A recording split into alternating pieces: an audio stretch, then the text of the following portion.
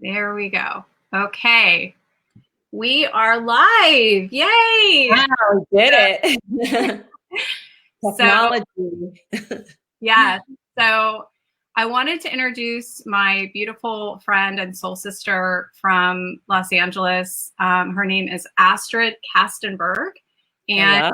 she is the founder of CODA, which is, if I say this right, Conscious Opportunities Through Awareness. Absolutely. Which is a beautiful program that she's put together. And I'm just so grateful and blessed to have met her on my yoga teacher training journey. And I'm so grateful to have her as a dear friend. So we wanted to bring Astrid on because many of you know that I've been on my own healing journey with this autoimmune disease also that Astrid and I both have in common, which is called Hashimoto's. And we both have hypothyroid. So I've been on a journey for 3 years as far as this is concerned. And I am now looking into other options like plant-based ways of healing and speaking with friends like Astrid, speaking with doctors, speaking with other wellness professionals, working with an Ayurvedic expert, trying to figure out how I can further heal myself and get rid of these symptoms that are just can be so debilitating. And so I wanted Astrid to share her experience. So Astrid, if you want to introduce yourself, and then I would love to kind of hear the story of what you've gone through with your autoimmune disease and the different things that you've tried, and kind of your journey to going vegan is kind of like the last step for you. Okay, great. It's so fascinating how I felt so lucky that probably at least my eldest son is 24. So probably about 23 years ago, I went to a naturopath, had never really had heard of it. And someone had highly recommended her, Dr. Diana Schwartzbein in Santa Barbara. Mm-hmm. And I went because I was exhausted. I had 2 babies. My sons are a year apart, so 12 months apart. And when I got to her office, when she took one look at my blood workup, she said, "Oh my gosh, you're not producing any hormones whatsoever." I was pretty much flatline. But what stuck with me is that she called out that I would have Hashimoto's down the line. So as I scroll back the tape, I was like, wow, she was actually pretty brilliant to be able to see it.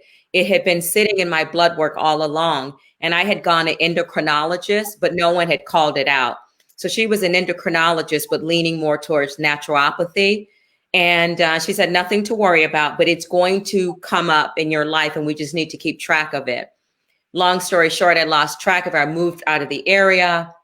And so maybe about 6 or 7 years ago, I revisit a naturopath, Dr. Melissa Boucher. And I took her 4 years worth of blood work that I had been getting my annual exam. And it seems like they were only concerned with cholesterol, and they were concerned more with high blood pressure, those kind of measures. And no one, again, called out Hashimoto's. So when I got to Dr. Melissa, she saw it right there 4 years in a row. It had been escalating. Mm-hmm. And, me being holistic, I've always been more holistic. I hardly take a painkiller and things like that. So I wanted to go a natural route. And she suggested, pig thyroid. So it explains so much of why my weight yo-yoed and why I was never able to stay consistent. So my antibodies, I'm not sure what a normal count was, but for example, when I got to her office, my count was 1,750. I think I'm now in the 60s with my antibody count. Yeah. We started with diet and exercise, of course. Those are always the prescription for anything that you're trying to do. So we started with that. And, over time, one of the things I wanted to say in this conversation with you is that it's trial and error with ourselves. We have to get on an investigative path about our own health and wellness, and it shifts, it changes, Mm-hmm. So it changes as your lifestyle changes, as you go through emotional waves and patterns. So, it's playing with the adjustments of the medicines and just what you're eating and what works for you at the time that you're going through it. So I then learned that, a fair amount, I don't have statistics, but at least probably 50% of women have Hashimoto's and they don't realize it. So it was just so liberating. It was kind of liberating to find out that, someone actually looked into my health on a deeper level than the surface doctors. I'll call it East meets West. So I love Western medicine because sometimes you just got to go ahead and take an antibiotic. But my first stance is, how can I let my body's own natural healing take over? So one of the reasons I got on the NT3 therapy that I'm on is that it doesn't shut down your thyroid. You never just want to shut down any system in your body and have it reliant on a pill if you can avoid that. I know there are circumstances where you can't. So that's what I loved about having the flexibility of being able to allow my own thyroid to click in and do what it's supposed to do naturally. Right. And for those of you that might not be familiar with a more natural type of thyroid, I believe, Astrid, the medicine you're referring to is called Armor. There's a Nature Throid and there's an Armor. So I'm on Nature Throid. Nature Throid. Right. Okay. So just so everybody out there knows, because there might be people listening that could be on either a couple things. One, they could be on Synthroid, which is the most commonly Western doctor medicine prescribed for hypothyroid, right? Which is what I was on for about 12 years. Some people, like you mentioned, may have not have any idea that they have a thyroid issue. There's something like, I don't know the exact statistic, but I want to say it's like 50 million. And 1 in 5 women have some type of thyroid issue that, like you said, probably have no idea that they do. And if they have been diagnosed, what to do about it, right? Because so many people go through what you and I did. And I hear so many stories. I know at least 3 other yogis that actually also have hypothyroid Hashimoto's, and they went through a similar journey. So it's like everybody you talk to, you have to, like you said, you have to empower yourself, right? Because you're in charge of healing your own body. Absolutely. But at the same time, it's like you get so much information and you get, you have one person telling you one thing and then somebody else telling you something else. So that's why it gets, just like anything else, so overwhelming, because there's just so much information, and you could talk to 3 different people and get 3 different answers about what to do to cure your symptoms. But I think all those answers are correct. Everything is trial and error. That's why it's called practicing medicine. There's no hard and fast rules. So you have to go down a path. And I find people getting frustrated. Well, this doctor told me this, or last year they said this was good for you. Now this year they say it isn't. We're in a dynamic, ever-changing, evolving life. In this time-space reality, nothing is static. One of the things I was telling a friend the other day, the guy that created jogging and running, that put running and jogging on the map. Someone said, oh, look, he died of a heart attack. But I think he was in his 60s, but he might have died at 40 had he not gone running. So I encourage people to not get frustrated with the attempts.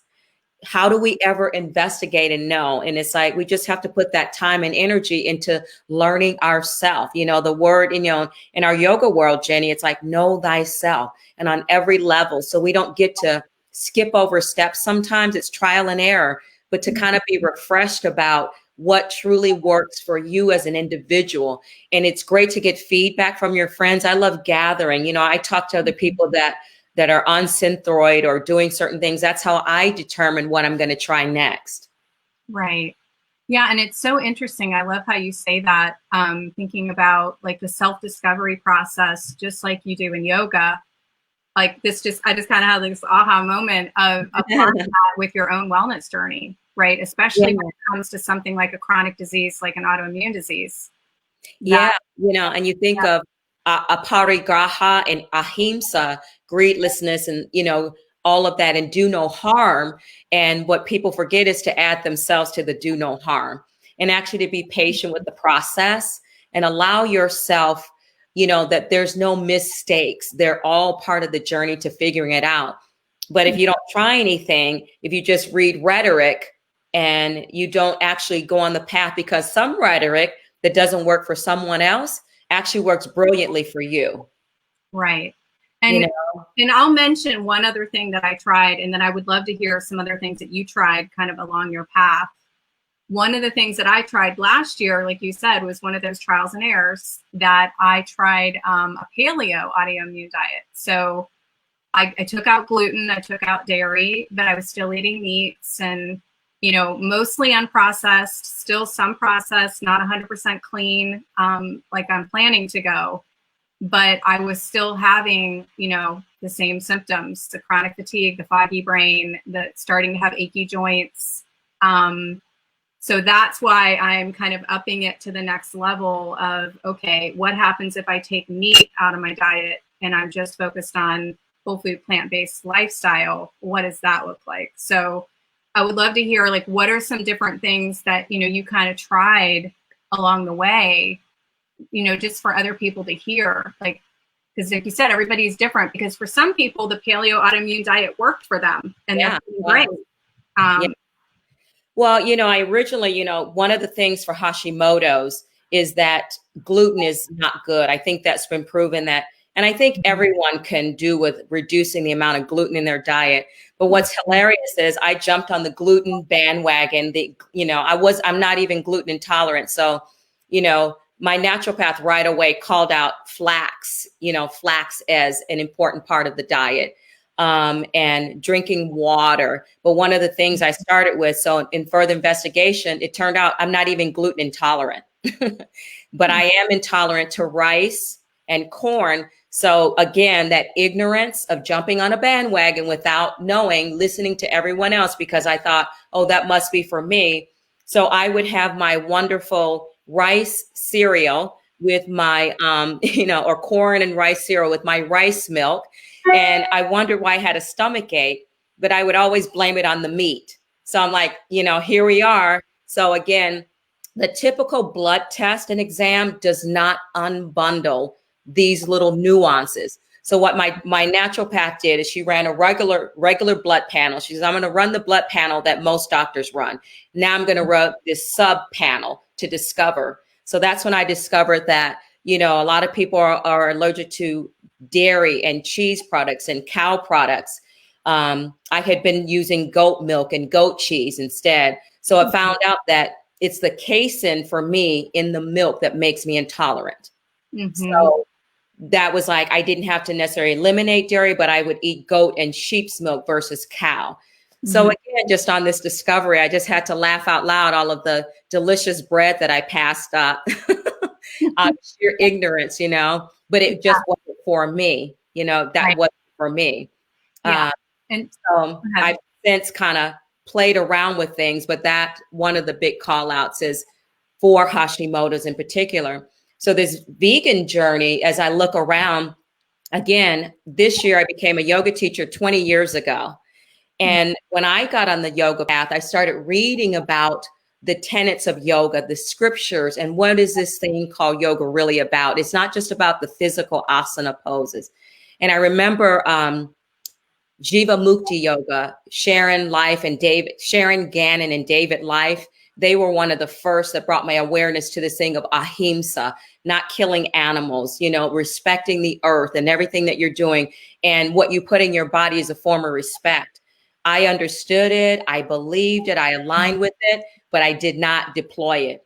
And then I started meeting more and more friends. One of my friends, Shauna, Yoga Athletica, she's been a plant-based vegan. You know, her and I are good buddies. And so I started, you know, hanging out with her. We pretty much choose places, restaurants where we could eat plant-based foods. I took a teacher training with Tamal Dodge, which I started teaching with him under Brian Cast. Tamal has to date, has never eaten an egg, a cheese, any animal product whatsoever. He was raised vegan in a family, I think, of 6 or 7 siblings, and he stuck with it throughout his life. Now, the other thing is he called out is that there are junk food vegans, you know. So vegan diet eating is not necessarily healthy even though you're eliminating animal products. You know, it can be high in sugar, very high in sodium, very, very high in carbs. But what was interesting that got me on this path, my youngest son, Aiden, he's a bodybuilder. Him and his brother work out.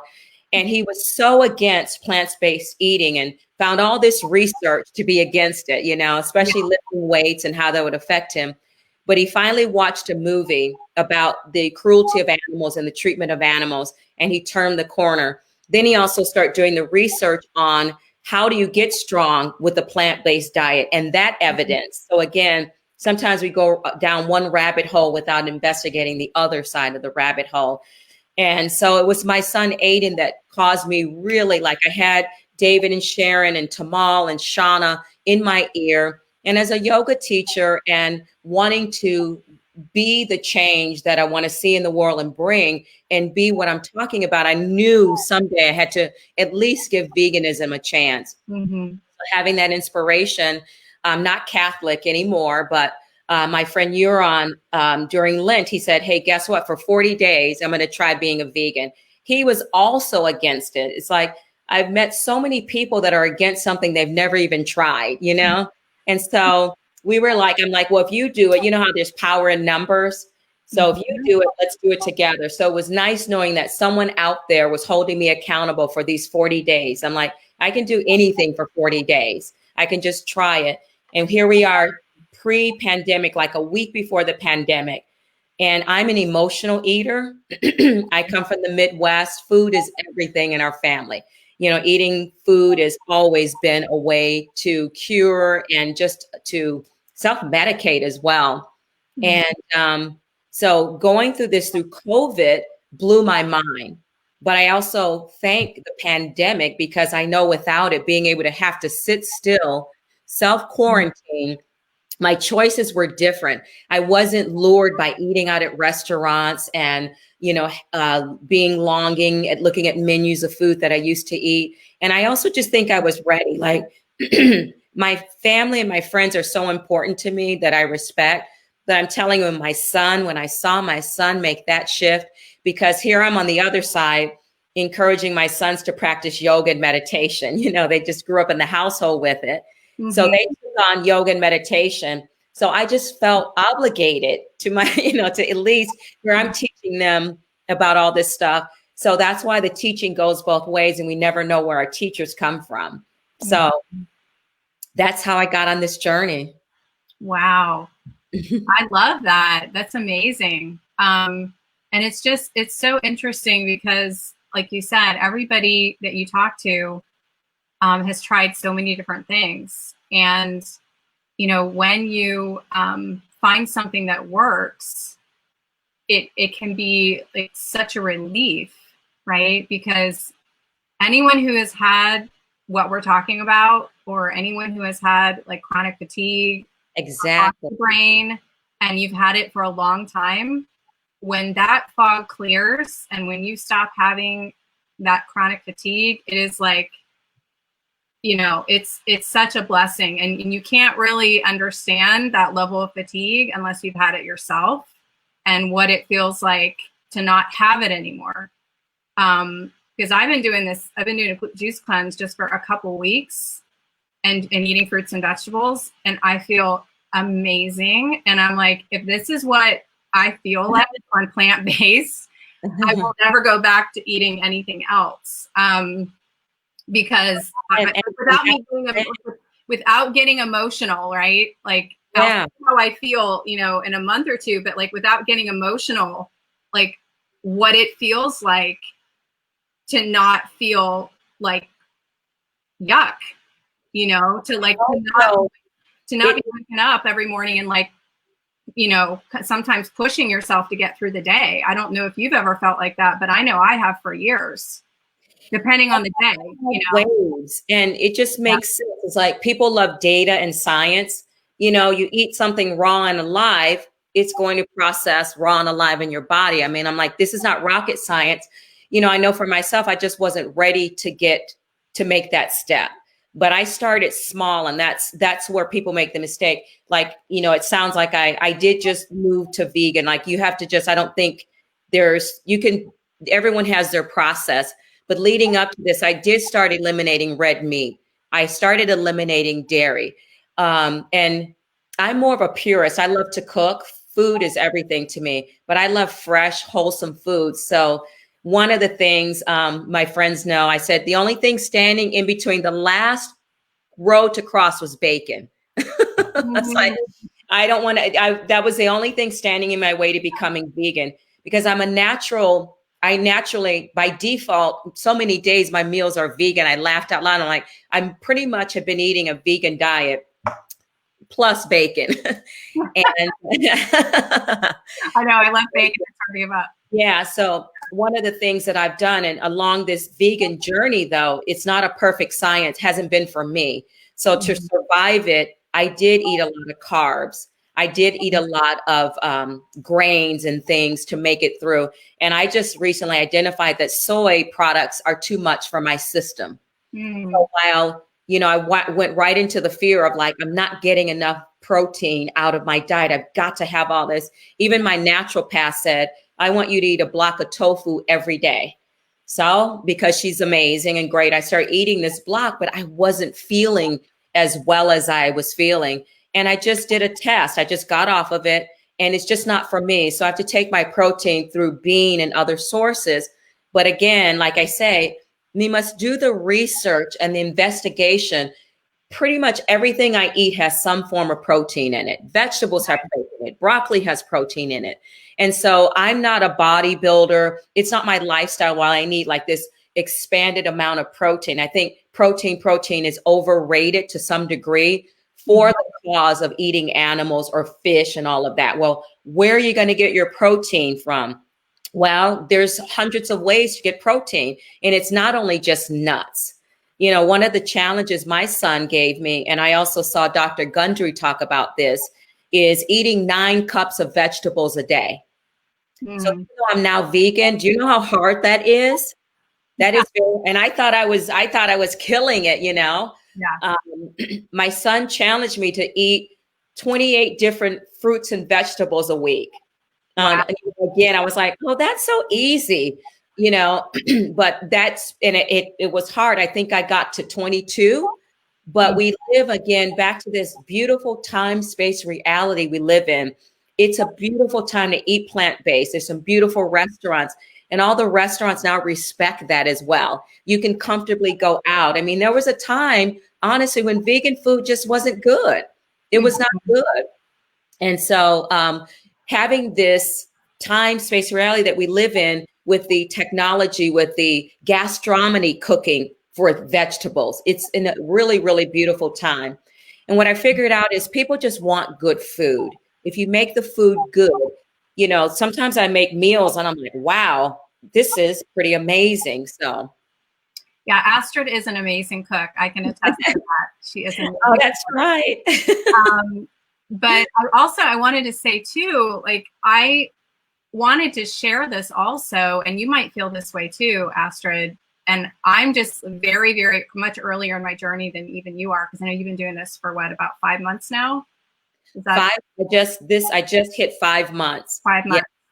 So I can tell you that I'm super excited, because I get excited just like going to the grocery store and getting fruits and vegetables to do this juice that I'm on, because I feel like, my mantra right now is like food is medicine, right? If the food is not medicine that I'm putting into my body right now, I'm not going to put it into my body. And there's no judgment of anyone else who wants to eat.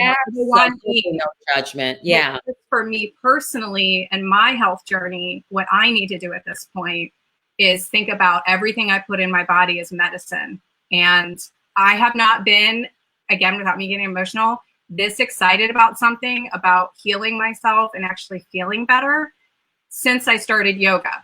Like the last time I can remember being this excited about something is when I found yoga. And that was going on 7 years ago.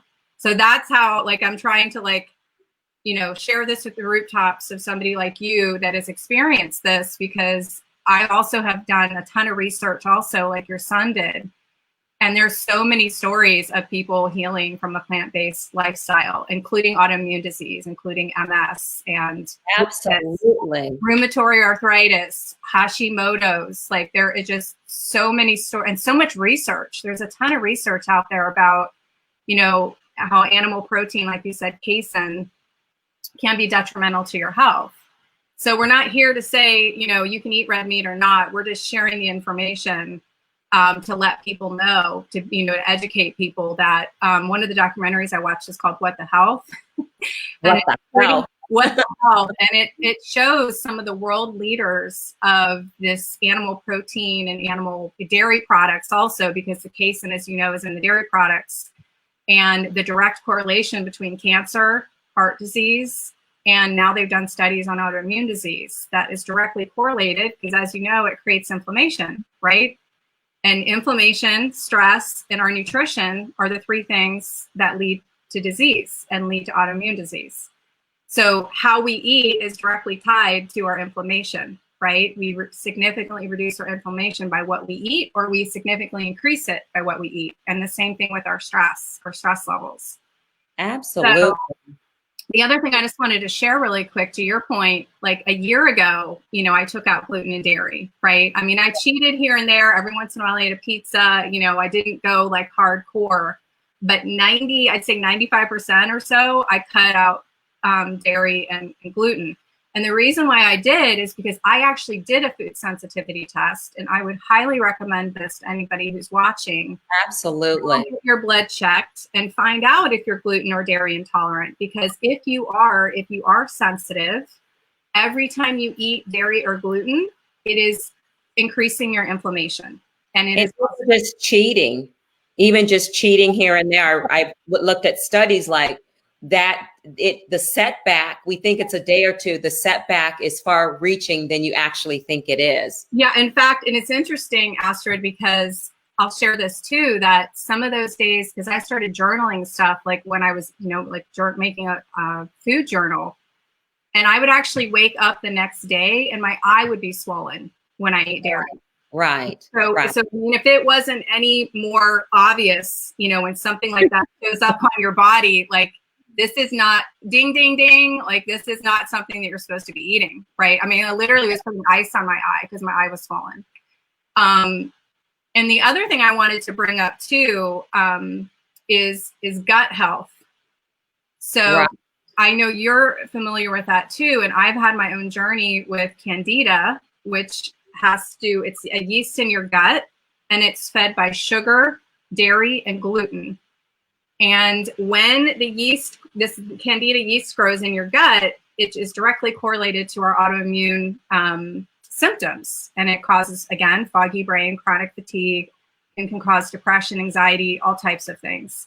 So that's another reason why I'm on this diet right now, is to heal my gut, in addition to my autoimmune symptoms, because my gut, I don't even need to get tested for Candida, because I know the way I felt a year ago, this is how I feel right now. Gotcha. And yeah. I don't know if you've experienced anything around like gut health or, you know, Candida. I don't know if you've experienced anything around that. You know, I've not, you know, fortunately, I've not. I've always had great gut health, and I've always had healthy bowel movements, because just naturally, I've not been drawn to much sugar. If I have a choice between a sweet or savory, I've always chosen savory. While I know that carbs convert to sugar, but I think that's what saved me. The American diet is so full of sugar. Restaurants, you know, I'm more prone to eating. I cook probably 95% of my food, because restaurants and wherever you go, I learned this. I've tried every diet pretty much on the planet. But one of the best teachers was Whole30, because Whole30, you remove all of the extraneous sugars and crap. I mean, you can't even have aspartame, monk fruit, none of that stuff.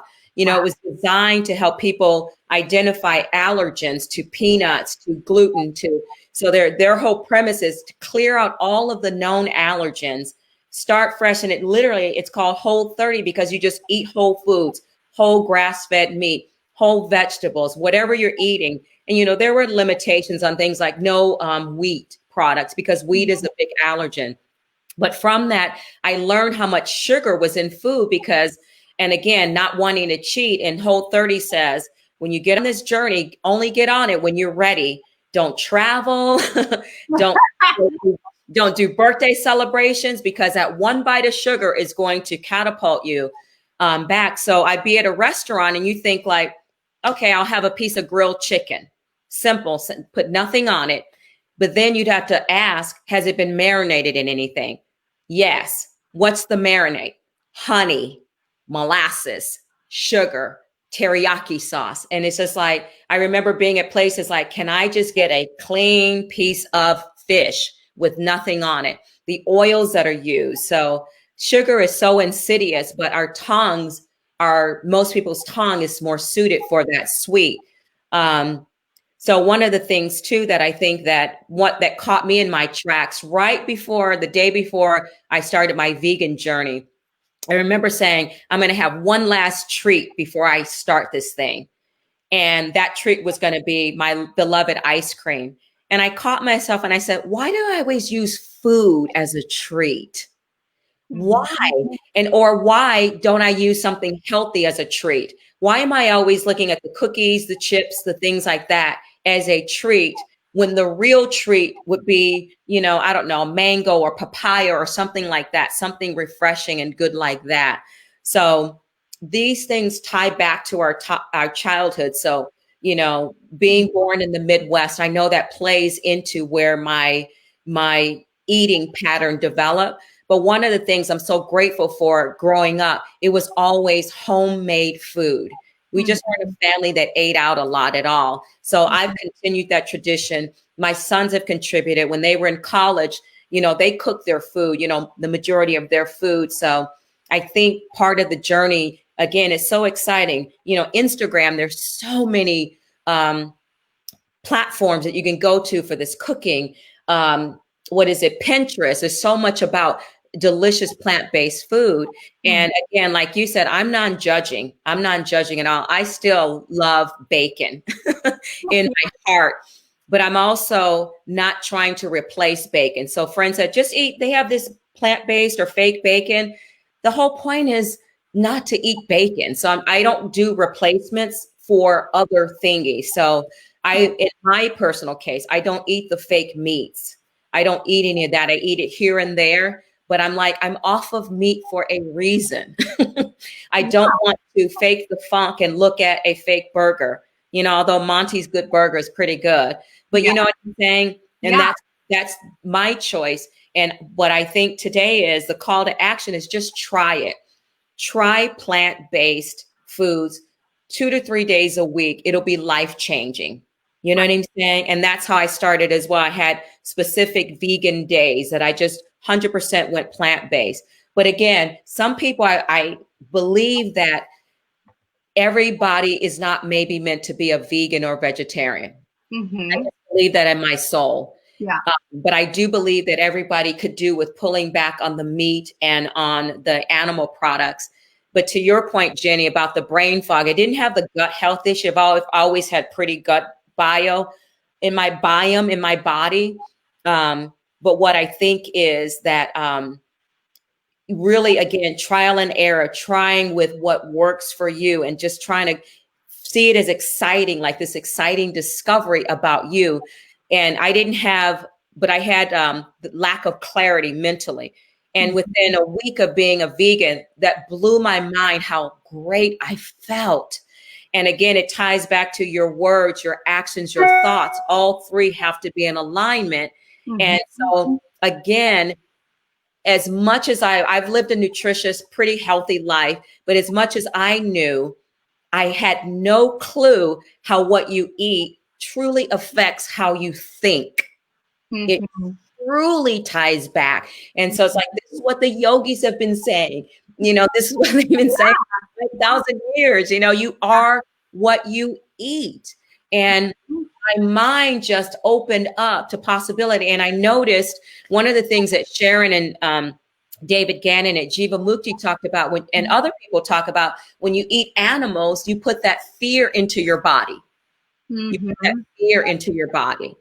So it's undeniable just for me how I felt. And, again, I've tried so much, but I had never fully committed to being vegan. I said, before I can judge it or put it down or make any statements against anything, let me just try it.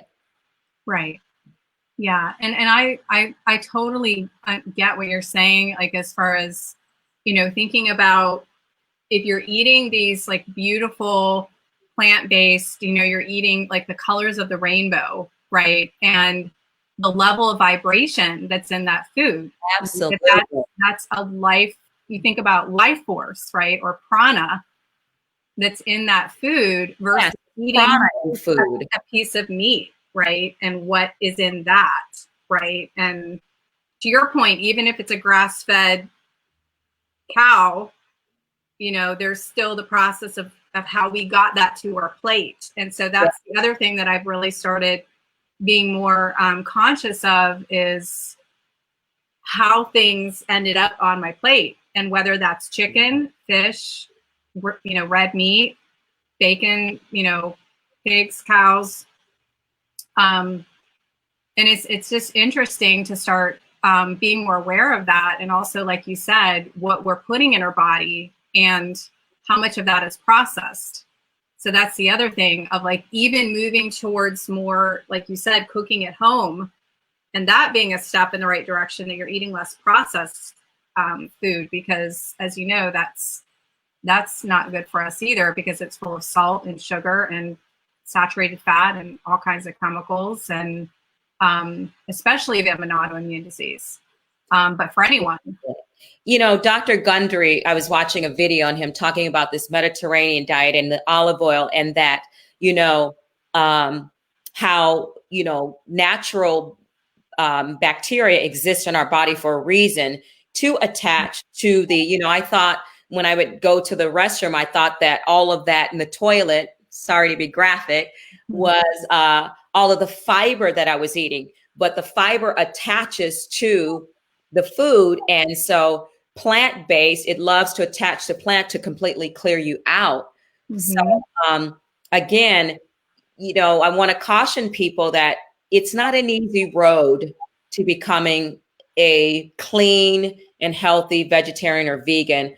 My friends, Tamal and Victoria, have a book called The Yoga Plate. Again, Tamal's the one that's been vegan his entire life. And I noticed that their recipes call on whole foods.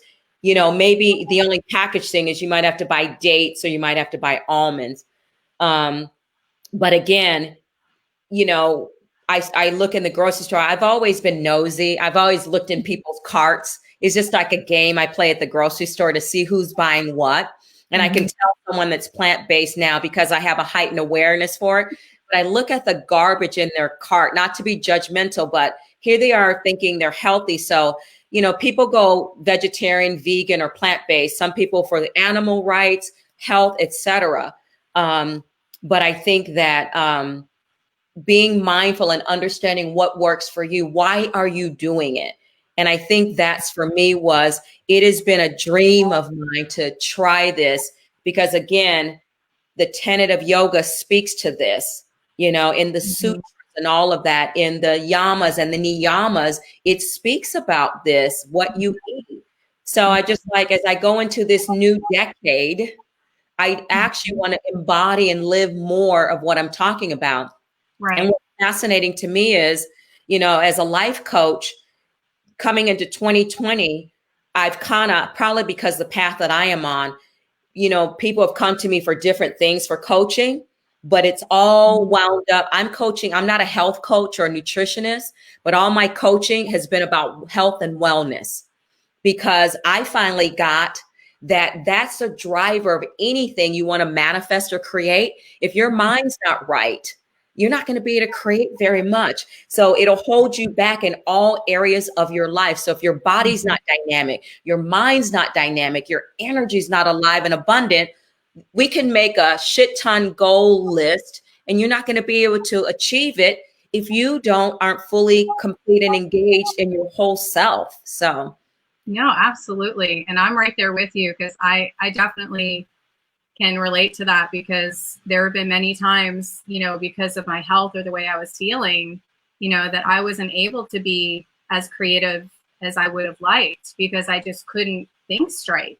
Yeah. So that's why, again, I'm so committed to, you know, kind of following in your path of trying this, going vegan, because, you know, I don't look at it anymore as giving up per se. I see it as gaining, I love right? that, Jenny. I love that. I'm not losing, right? I'm Losing. You're not gaining my losing. life back, right? I mean, that's how I feel. I feel like I'm gaining my life back. Like, And I also have compassion. Like, I've been very quiet. You know me, I'm a blabber. I'm like an open book. I talk about everything in my life. But yeah, also for this, I encourage people to not talk about it, because unfortunately, your well-meaning loved ones and friends, because they're not doing it for some reason, what you do with your diet. Have you ever noticed that people get fearful over it? It's like, why are you getting fearful about my cause? But I learned to quiet. I didn't say a word. Like, coming on Instagram now live, probably a handful of people actually know that I became vegan. And I just put it out and thinking of doing this talk with you. So thank you for letting me air this out and bring this out to the world. But that was one of the things that I learned, is just to quiet down, because people are like, oh, how are you going to give up meat? That conversation starts. You need protein. And I read this and I read that. So now when I hear that, I'm so patient for it. I smile, I nod, and I thank them, but I don't have to get into a battle with them about it. mm-mm. I didn't have to get a battle. And I say, thank you so much for sharing, you know, thank you for much sharing. And it's a lifestyle choice. It's a lifestyle choice. I've always loved animals and nature and flowers and hiking and being at the beach. So it just aligns. I finally, all I feel bad about is it took me all these years to get to this place. Yeah, and it's funny because, to your point with, you know, I'm in the same boat, because if this continues and I continue to feel well, you know, you want to kind of like shout it to the rooftops. Like, I'm trying to get my parents to get off of like cow's milk, for example, just like like just cow's milk, just stop drinking cow's milk, because I haven't drank that in like 3 or 4 years. I drink almond milk. But it's like, to your point, just trying to make small changes, like maybe try cashew milk ice cream, or maybe try almond or oat milk or coconut milk, or all the different plant-based alternatives to cow's milk. Because the Ayurvedic person I'm working with right now basically told me that some of the worst things you can eat is ice cream and cookies, cakes and cookies. And so I can tell you, it took me, when I first had to give up ice cream a year ago, I was like, oh my goodness. But then I found this cashew milk, and it's oh my God, it's exactly so like it. It's so good. But now I don't even crave it anymore. Like, I don't even have the cashew, because I don't crave the sweets as much. So it's interesting how your palate starts to change. Absolutely. And that's just a year ago. Like, at first I was like, oh my gosh, I have to buy ice cream because I gave up my ice cream. But now a year later, like I said, I'm not looking at giving up. I'm looking at, what am I gaining? How am I going to feel in my own body? And how am I going to be able to think? And how am I going to be able to create and be productive? Because, you know, I'm feeling more aligned in my own body. Absolutely. And the body's natural space is health. When you're unwell and unhealthy, it's the body's way of saying that something is off. One of the things, not sure how much time we have left, but one of the things I wanted to call out that I also tried stepping on the path of being plant-based and vegan is fasting. I had fasted, you know, religiously for religious reasons, but I did 2 3-day fasts that were just herbal teas and water. My original teacher and guru, Brian Kest, he fasts. I think he fasts every Saturday. He doesn't eat any food on Saturdays. He always talked about how your body needs to clear and process out. So again, hearing him, I always wanted to do that, but I failed. I had some failed attempts. But to your point about, we always have to come back to the why. I hate to drill it down to that, but why are you doing this? So the first fast that I did it because I wanted to connect more deeply to myself. Mm. And having that intention kept me on track. You know, I'm not going to lie. The second night of day 2, I was like, woo. And, you know, sometimes people have headaches and they feel nauseous and they feel nervous. When you're doing it, you literally have to go low key. So again, the pandemic and self-quarantine helped me do it. I had nowhere to go, but it leaves you clear with your thoughts. So I napped a lot. I laid around, but I brought that harmlessness and that ahimsa to myself. And I even did the self-talk out loud. I'd be like, too damn bad you're hungry. You're not doing this because you want to connect. But again, having that intention of why I was doing it, not because I read that it was good for me, but again, the results of that, how alive I felt. So then when I went back to eating the plant food, I was so grateful to eat anything. Yeah, after you're on a fast like that, you're like, oh my goodness, you 3 days of eating tea and water. But that's amazing. And that's a great point of definitely I've doing different types of fasting. Absolutely. And I'm learning about that as well, of trying to implement that too. But I love how you connect the ahimsa to, you know, from yoga and the yamas and niyamas, as far as, you know, thinking about, you know, with non-harming, of course, non-harming with yourself, right? And First. giving yourself that love. And this gives me goosebumps. You know, what you eat is a form of self-love. It really is. It Yeah. really is. That's what I got, Jenny. That's what I got. Like, you know, you say you love yourself and you say you care about yourself. You know, nutrition is the ultimate act of love, because it's something we must do. You have to eat to be alive. And thank you for bringing that self-love, because it's so true. And that was the shift. You have to make the mind shift to do something like this. And when you realize that it's an act of love, it's not a punishment. And again, being the foodie that I'm at, I always saw it as a punishment not to have, you know, all the trappings of the normal Western diet, you know, fried chicken, like, oh my gosh, you know, it's like that was a punishment not to be able to have fried chicken, you know. Right. Now I see it and I smell it. I love it. I'm happy when other people are eating it, if that's their choice, but I no longer crave it because I'm at a different level. And also it takes, you know, there's studies like we see these 21-day challenges, these 30-day challenges. I have learned through doing Kriyas that 40 seems to be more of a number to stick. But any of these 30, 60, 90 days, if you think back to way back in the gym days when workout became big, and personal trainers today say it takes about 4 months to see a shift. Mm-hmm. So oftentimes I've never done anything past 3 months. After 3 months, I've given up. This is the first time I've made it to that gateway of 4 months. And you know how you get to that point where we always want to see results because we can't see anything happening. Hey, you know, losing some weight was a great byproduct of being vegan.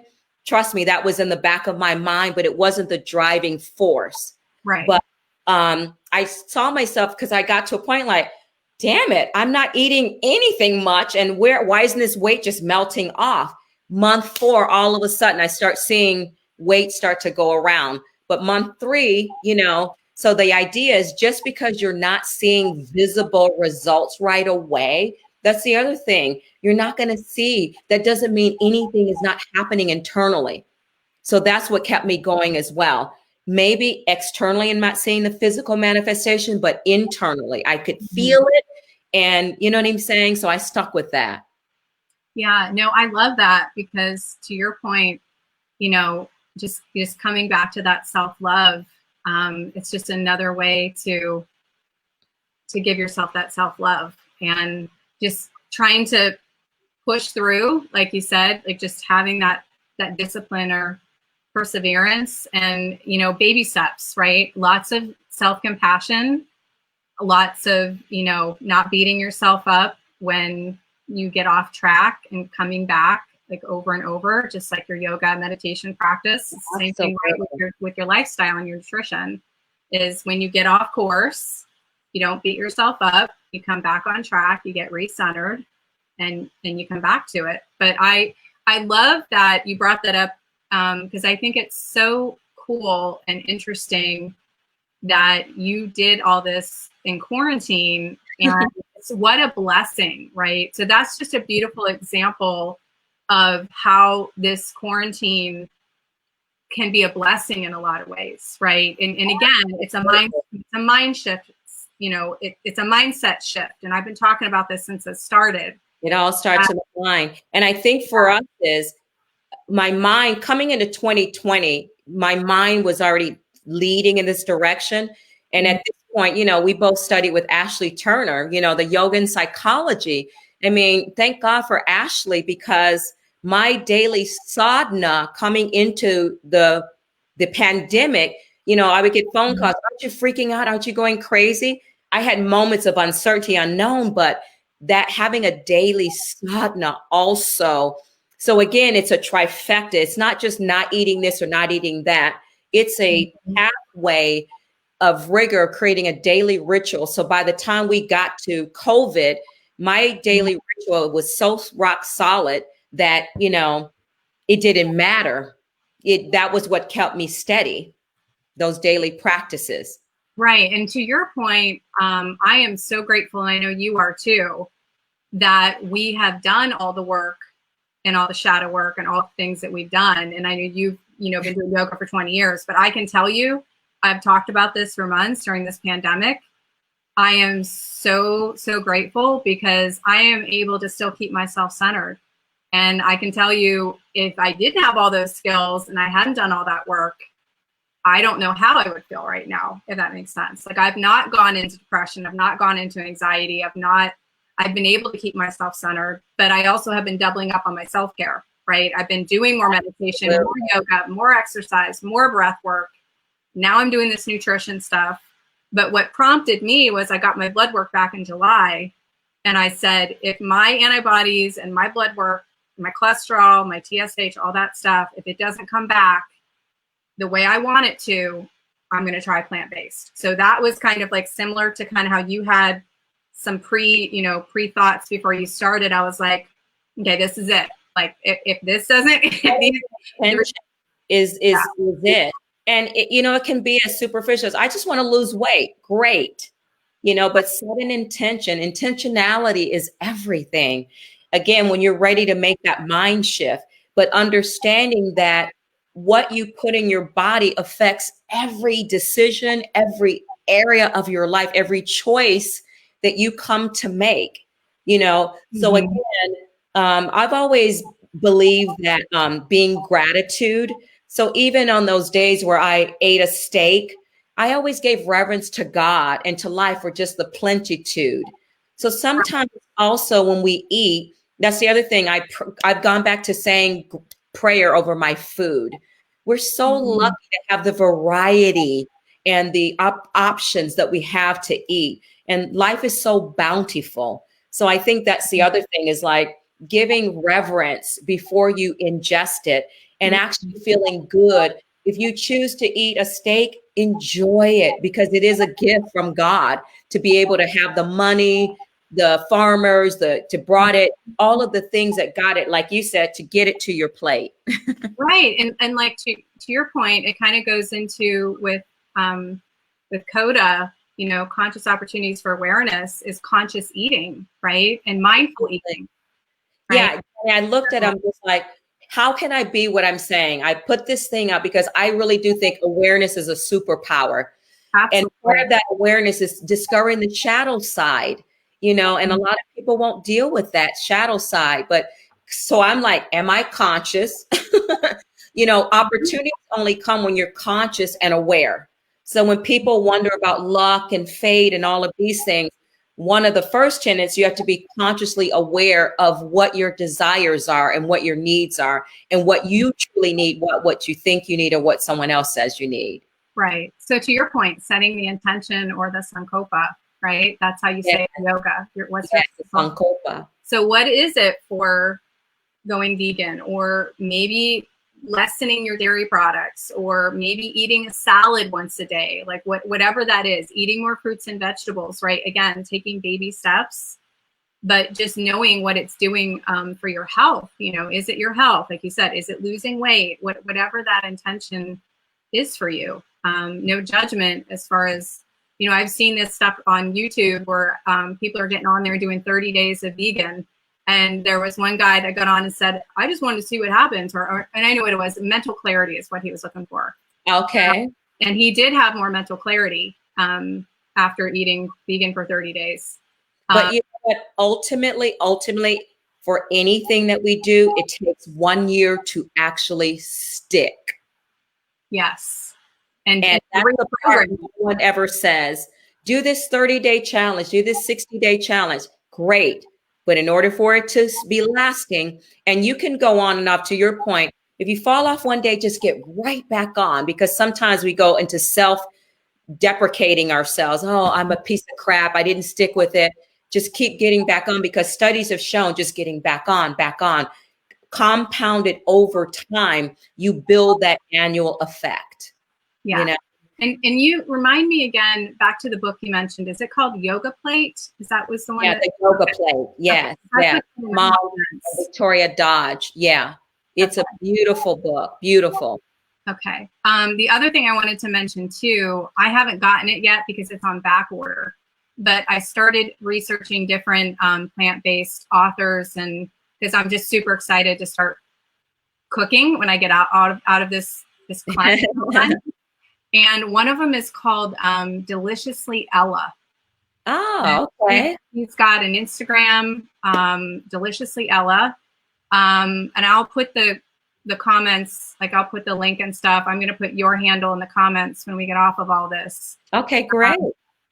But she has written a ton of books, and she has a similar story. I don't remember the exact autoimmune disease she had, but she had an autoimmune disease and she was very sick. And that's what started her plant-based journey. And so I looked at she actually put some of her recipes on Instagram, like the whole recipe. Like she'll take one out of her book and she'll put it on Instagram. Some really like delicious. The food is incredible now. Again, the time, space, reality we're living in for food is just phenomenal. It's exciting.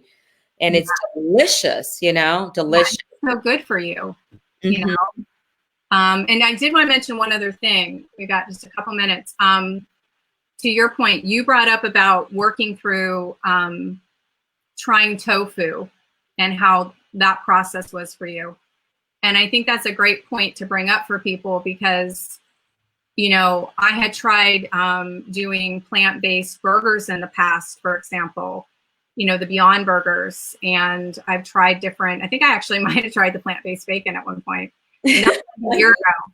But the point is, like what you said, is that the intention is not to replace meat with other meat. That doesn't mean you can't try it. I mean, there's plenty of vegans that eat tofu. That's my choice. Yeah. Right. But the thing is with the tofu and the tempeh and some of these replacement foods is they're still processed. Absolutely. We still have sugar and a lot of sodium, actually, and which I've noticed. And some of them actually have gluten for those of people that are gluten sensitive. So the rule of thumb is, even on the plant-based meats, what are there, 25 ingredients on that package? Once you get past 2 or 3 ingredients, you've lost the plot. I'm not bagging on anyone that eats it, but I'm just saying it's something else. It's synthesized. It's not going further and further and further and further away from live foods. Right. So coming back to that, plant-based and vegan. Exactly. Like the vegan. Yeah. As you can. Exactly. That vegan is whole food, plant-based. It's life force. Yeah. It's not like it's going back and thinking about what did people eat, It's prana. It's what? Prana, like you said, it's prana. It's the life force. Right. And what you're putting in your body is creating that. So that's pretty cool. Like just, imagine yourself walking around as this high vibration vegan yogi or plant-based yogi, whatever you want to call it. You can go plant-based, you can go vegan, you can, whatever you choose, vegetarian. But we're just trying to bring awareness to, one, the level of thyroid issues that are out there, the ones that go undiagnosed, the ones that don't know what to do, they've been diagnosed and don't know what to do. By the way, yeah, mine stopped too, Astrid. You can Yeah. see it. Did it stop because it was an hour, right? Yeah, it stops at 60 minutes. Okay. You just hit download video, and then you save it, and then you hit share to IGTV. But I forgot what I was talking about. What was I even chatting about?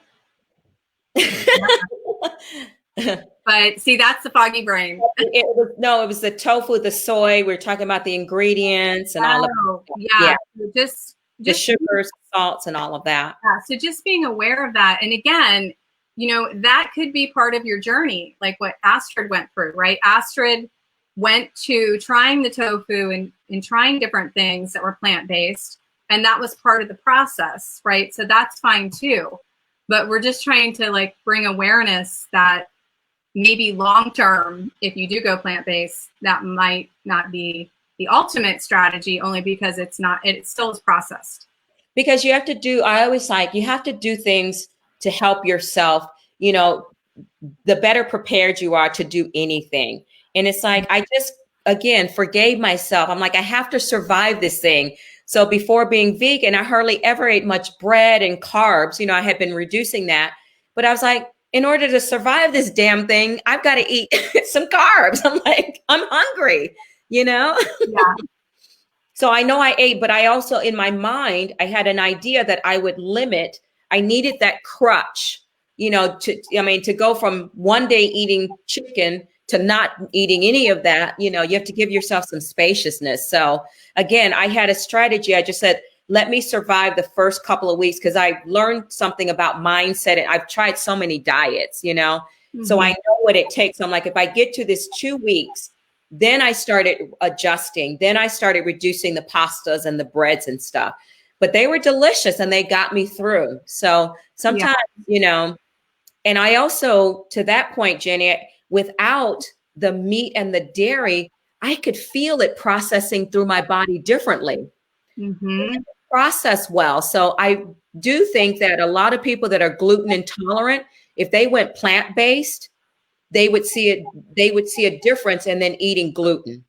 You know what I'm saying? I think a lot of people that are avoiding bread and carbs could actually eat more of them being plant-based.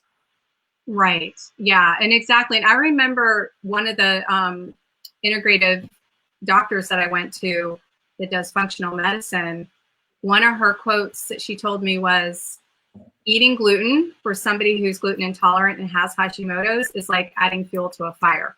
It's like, It's like pouring fuel on a fire every time you eat gluten. Wow. So that's just food for thought.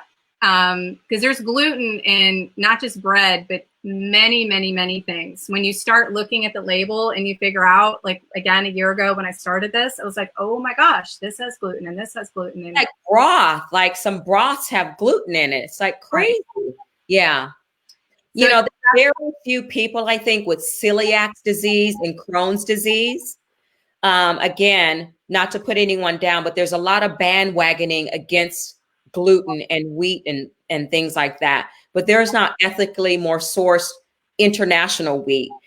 People tell stories of traveling to Italy and eating wheat and pasta till the cows come home and having no issues over there because the wheat isn't bastardized, So again, one of the movements I loved during this pandemic, this COVID time, so many people were baking. I don't know if you tried to find yeast, it just wasn't available. So I got really refreshed that if you're going to eat bread, make it at home, like source it from home, know where it's coming from. Right. Exactly. Yeah. And it's funny you said that, because I've thought about that too, trying to make my own bread at some point.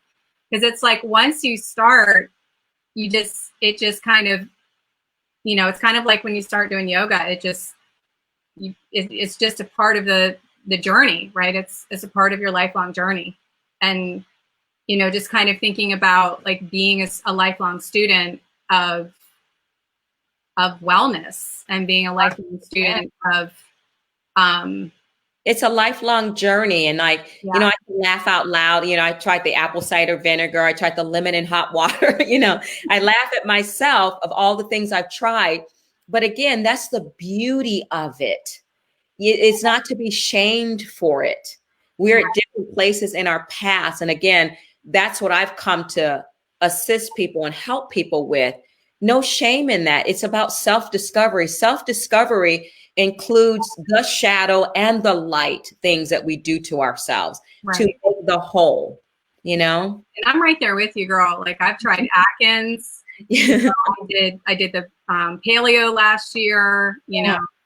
But speak to that. So when a client says, oh, I want to try this diet or whatever, I have some reference to it. So like vegan was the last gateway. It was the only one because, you know, Buddha says you want to have self-reference and self-refer.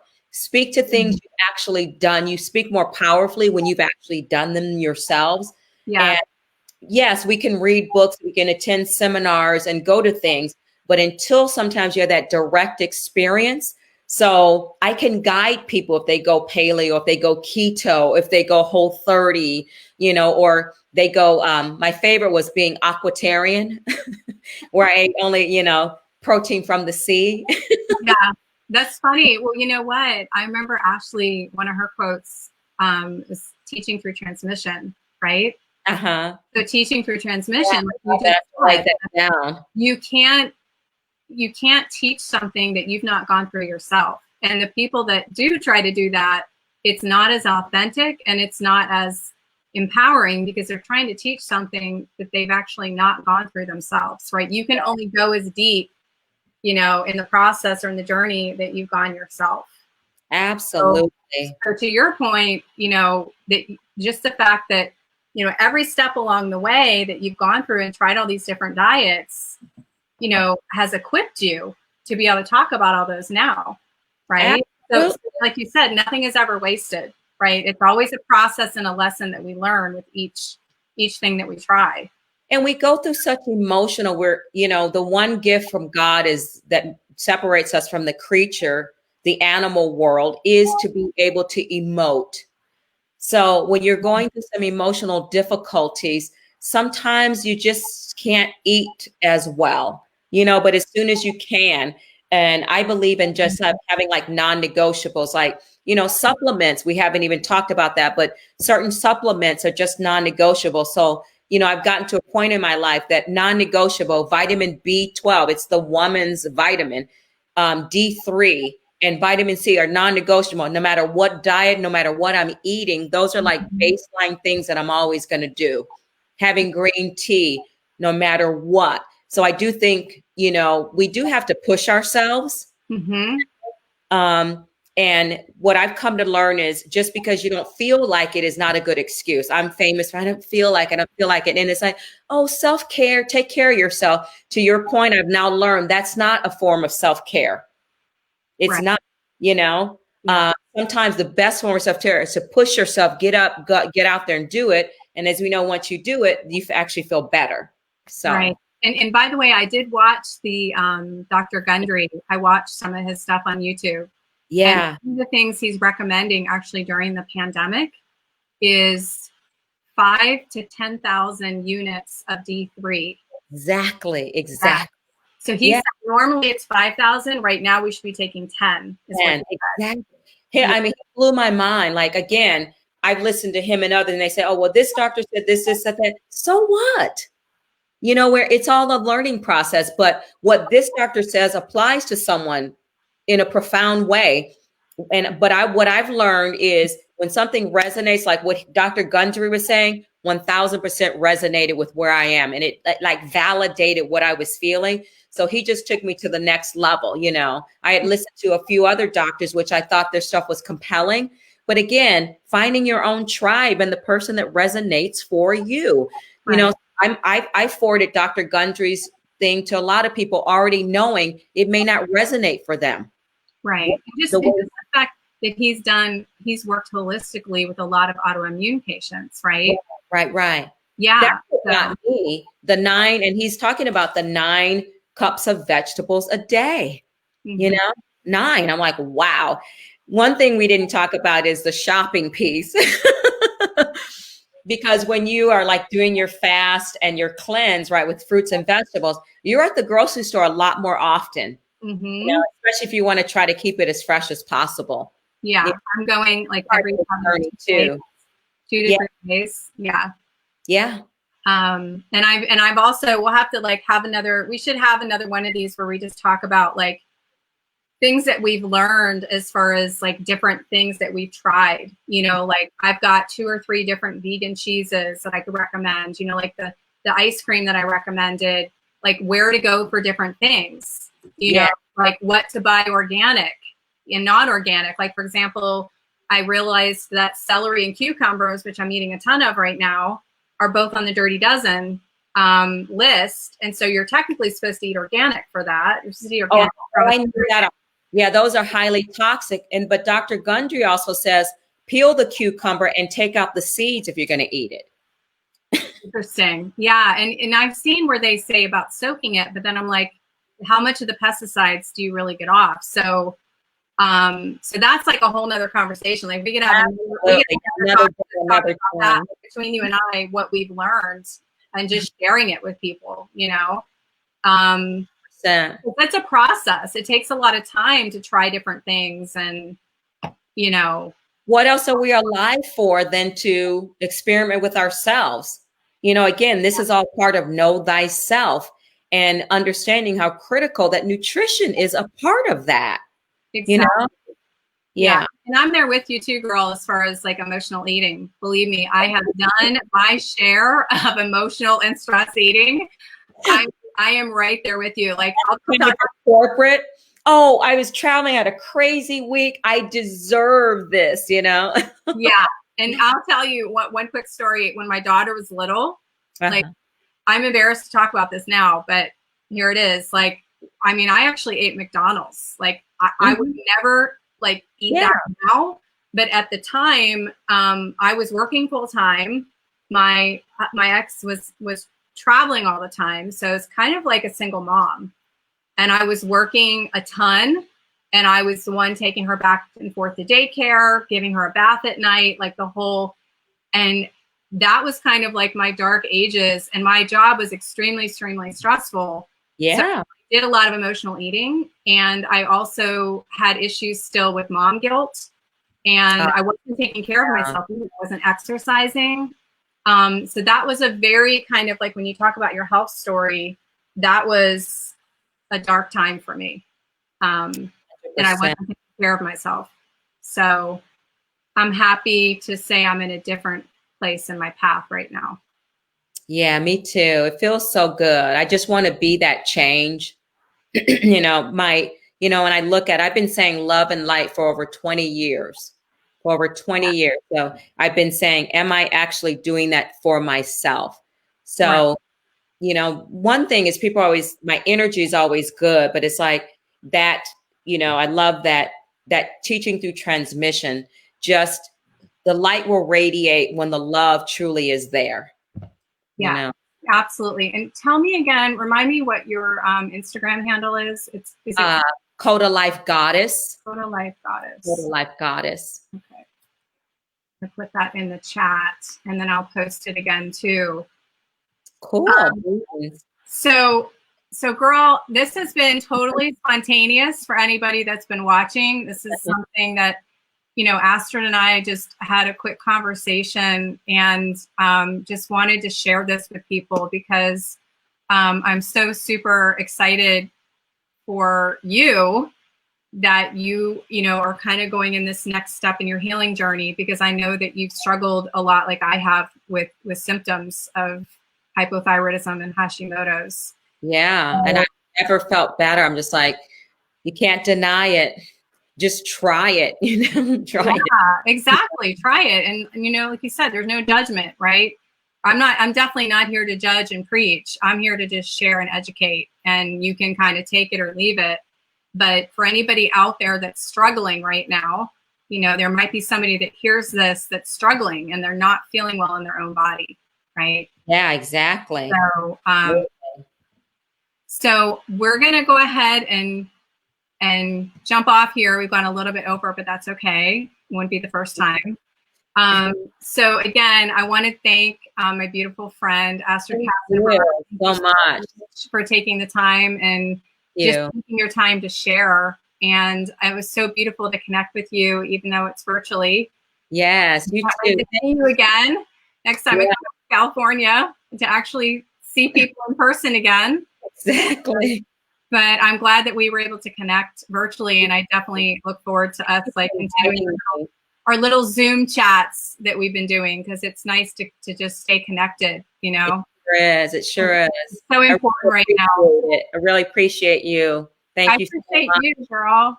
All right, well, I'm going to let you go, and I will. I'm going to post, like I said, it's in the chat, and when I post this and the replay and everything, I'm going to share all your information, and I'll definitely send you the replay. So, okay, super. Yeah. So thank you again. I hope you have a great rest of your day. Okay, you too, girl. Namaste. Okay. Talk to you later. Talk to you later. Bye.